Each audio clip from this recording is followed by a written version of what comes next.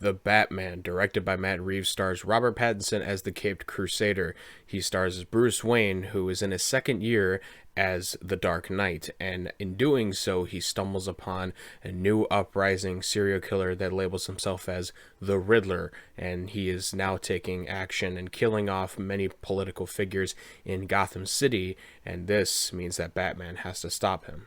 Now, when it comes to Batman movies, we haven't had a lot of good things from Batman in quite some time, actually, if you really think about it.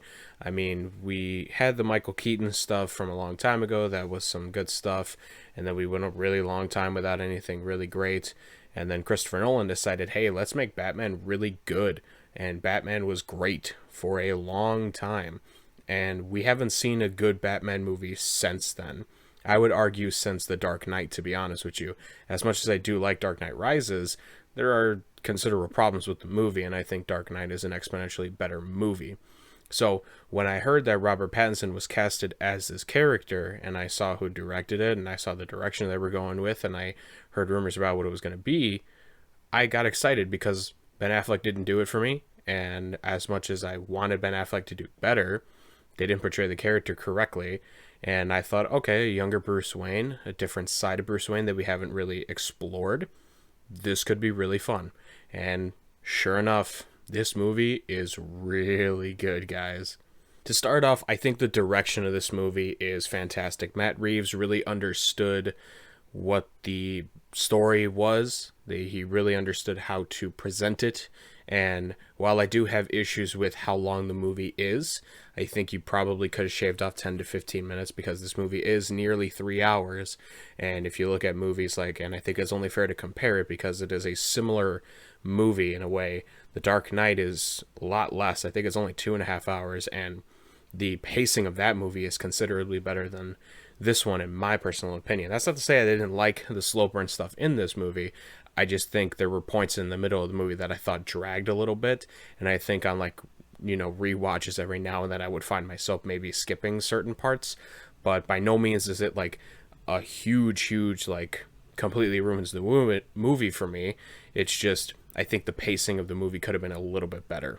But nevertheless, he really understood the levity of what the Riddler was doing in this movie. The Riddler is killing a bunch of political figures, and he's publishing these videos, and he's really amping up the stakes as he goes on in this movie.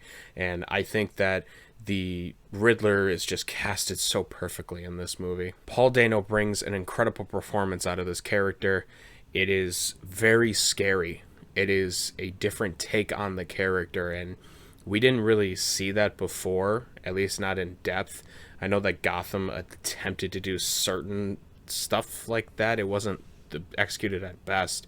But I mean, on the big screen, we haven't had anything like this before. And I think the way that Matt Reeves directed him and the performance from Paul Dano alone was just out of this world amazing. But not only did he understand the motivations of the characters, and especially Riddler getting that right, he got the aesthetic down as well. This is a dark movie, literally and figuratively, like morally, and the themes and all that, but he really got the aesthetic of Gotham City down. And I don't know how much that says about us, the city of Chicago, that we're chosen quite a bit to portray Gotham City. Is it an honor or is it a warning? I don't know. But nevertheless, he really understood that Gotham is its own character in a way. The city of Gotham, you need to feel that in the stories. You need to understand the city. You need to give the city life in its own way. And I think he captured that really well. And I thought the direction as far as his camera work and especially the action is just handled so damn well. The hand-to-hand combat scenes alone, the fluidity of it, the long takes, just the power it feels, with the hits that Robert Pattinson is hitting on some of these thugs is really great to see. I can't praise the direction as far as how it looks more than I have right now. It is just amazing to see. And let's jump into the real big person of all of this movie that it's really going to be anybody that's going to be talking about is Robert Pattinson. Man, Robert Pattinson's so good. If you don't think Robert Pattinson's a good actor at this point, then I don't know what to tell you. I really don't. His career was tarnished slightly at the beginning of everything with Twilight, and really no one was done any favors in Twilight, really, to be honest with you. I mean, I don't think anybody coming out of those movies had much to go off of. But Robert Pattinson put his nose to the ground and was like, no, like, I'm a good actor, and I'm going to show you I'm a good actor. And slowly he was building these movies and his reputation through the years. And I personally think he peaked in Lighthouse for sure. Like, that was the real, like, people should be watching him. Like, you know, people should be paying attention to him. And not, I don't think a lot of people really saw that movie. It is a very, like, artsy kind of movie. It's obscure in its own way. But, man, if you watch this movie and you think Robert Pattinson's a bad actor at this point, you're just lying to yourself. This guy put on a showcase in this movie. He's portraying this almost like angsty teen still, in the sense of like Bruce Wayne. He's in his second year. He's still trying to understand how to go about balancing Bruce Wayne and the Batman, and he's still trying to like go about being Batman in ways that we haven't really seen in depth.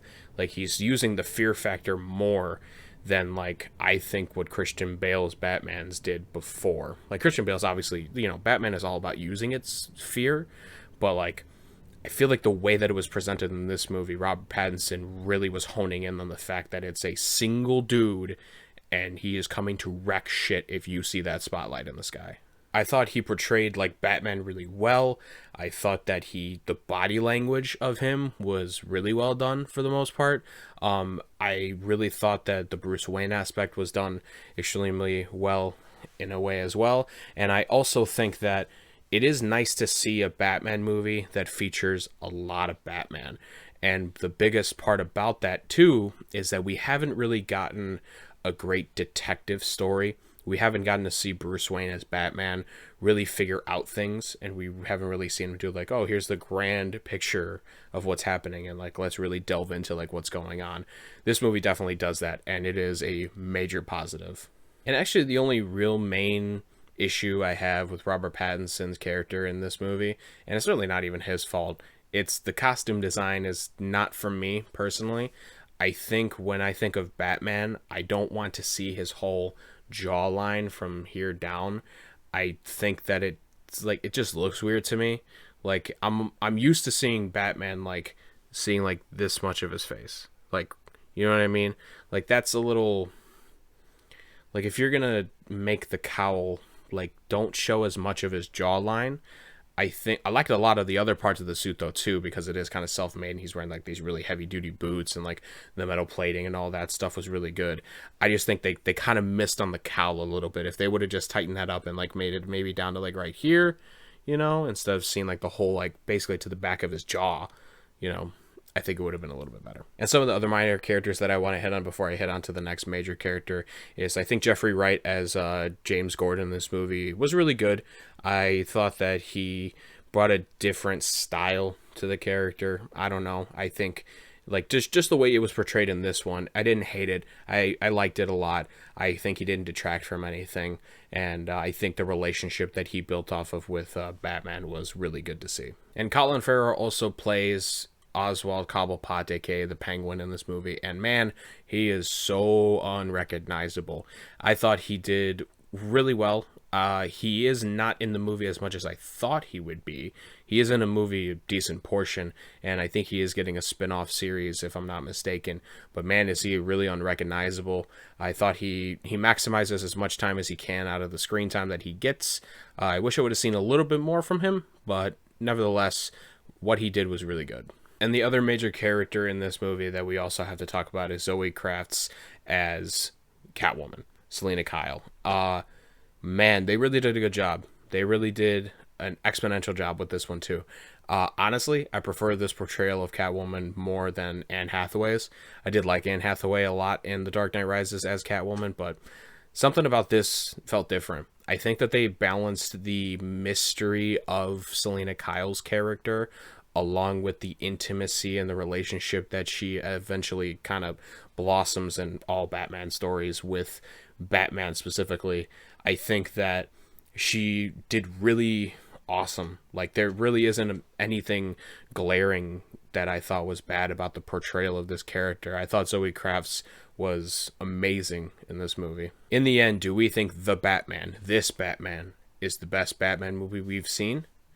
My personal opinion, no, I don't think so. I honestly think it's third best for me personally.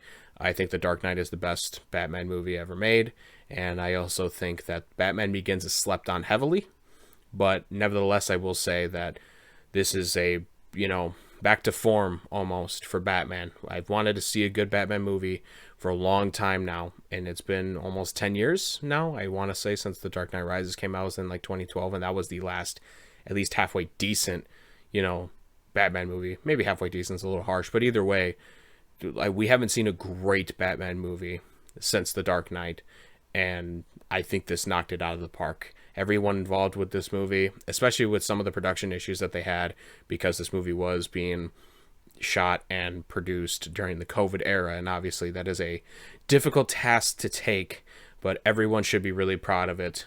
Matt Reeves handling all that stuff, and his division of the movie was great, and obviously the portrayals, and obviously the star three people in Robert Pattinson, Zoe Kravitz, and Paul Dano, and the major three characters in this movie should be really proud of themselves. This is a great movie. I'm gonna give The Batman 4.5 stars. Thank you guys so much for watching. Look forward to more reviews very soon. I will talk to y'all next time. Take care.